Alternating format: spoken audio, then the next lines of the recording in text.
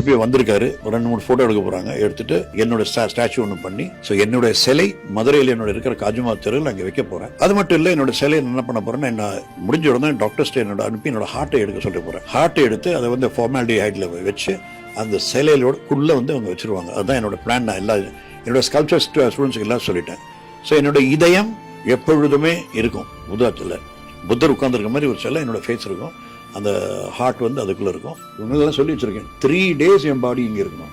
3 days இந்த டேபிளில் இருக்கணும். இந்த டேபிள் அப்படி கொஞ்சம் ஷிஃப்ட் பண்ணி இங்கே தான் வச்சிருக்கணும்.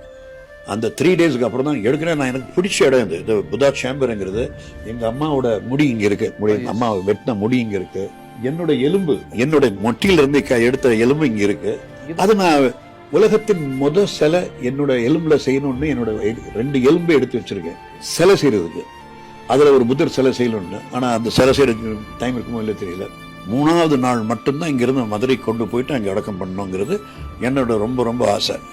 ஒரு சிற்பி, நானே சிற்பி தான். ஒரு 3-4 நாள் தூங்கல. ஏன்னா வேற என்ன கிரவுண்ட் இங்கே பார்க்கணும். அப்பதான் இரும்பும்போது எனக்கு பிளட் வர ஆரம்பிச்சது. நான் சிகரெட் குடிக்கிறது கிடையாது. I don't have any bad habits. எப்போவாவது ஒரு பார்ட்டியில் போனால் I take a drink or 2. So I have no bad habits at all. I'm a trainer.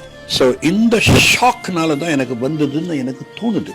எல்லா டெஸ்ட்டும் பண்ணி பார்த்தாங்க. எல்லாமே ஹார்ட் நல்லா இருக்கு, லிவர் நல்லா இருக்கு, பிரெயின் நல்லா இருக்கு, நோ சுகரு, பிபி ப்ராப்பராக இருக்கு, கிட்னி நல்லா இருக்கு, எல்லாமே நல்ல ஃபங்க்ஷன் ஆகுது. பிளட்டு அது என்னன்னு அவங்களுக்கு தெரியல. அதனால நைட் 10 மணிக்கு அன்னைக்கு ஆன்காலஜிஸ்ட், அதாவது கேன்சர் ஸ்பெஷலிஸ்ட் கொண்டு வந்தாங்க. அவர் பார்த்துட்டே இருந்தாரு. பார்த்து என்ன அப்படியே பார்த்தாரு, என்னென்ன பண்ணீங்க எது பண்ணீங்கன்னு எல்லாம் விசாரிச்சிருந்தாரு. அப்ப நான் கேட்டேன், சார் பேஷன்ஸ் மாதிரி என்ன நினைக்காதீங்க, எனக்கு எதையும் தாங்குற சக்தி இருக்கு, என்ன சார் ப்ராப்ளம்னாரு. அப்படி பார்த்து சொன்னார், என்னோட சர்வீஸ்ல 99.9% பிளட் கேன்சர். கை கொடுத்தேன். Oh thank you very much sir, உண்மையை சொன்னதுக்கு. என்ன சார் அவ்வளோ சார் இருக்கிறேன், இதெல்லாம் ஒரு மேட்டரா சார் அப்படின்னு சொன்னேன். That's is what happen.